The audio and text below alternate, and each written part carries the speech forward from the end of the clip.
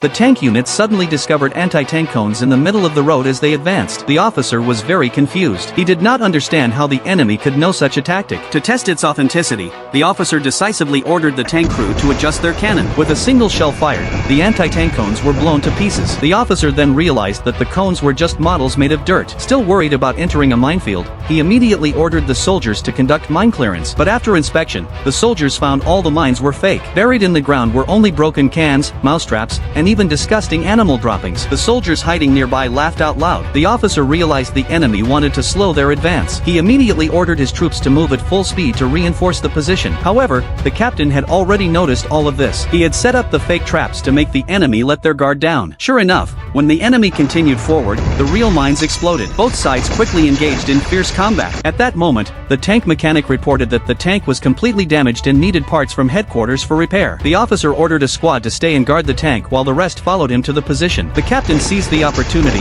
led his soldiers out, and quickly killed the soldiers guarding the tank. In this way, they successfully captured the tank. Meanwhile, the officer, passing through a canyon, noticed the terrain was ideal for an ambush. As he hesitated whether to proceed, soldiers at the position called for help. The officer had no choice but to order the army to force their way through the canyon. When they reached the bottom of the canyon, the ambushers on the hill quickly blew a giant rock to block the convoy. Then they ignited the mines in the canyon. Explosions rang out everywhere, and boulders fell from above, killing many soldiers instantly. As the officer felt despair, the damaged tank suddenly appeared in front of them. He thought it was friendly reinforcements, but in the next moment, the tank opened fire on them. Several soldiers were killed immediately. A soldier crawled on the ground, trying to destroy the tank. The captain noticed and fired a shell at him, instantly blowing him to pieces. Seeing this, the officer realized his situation was hopeless. At the same time, the captain exited the tank and entered the battlefield. The ambushers on the hill also charged out. The officer, seeing all his soldiers dead, tried to escape but was thrown to the ground by a flying shell. He wanted to fight back, but the captain struck him down with a knife,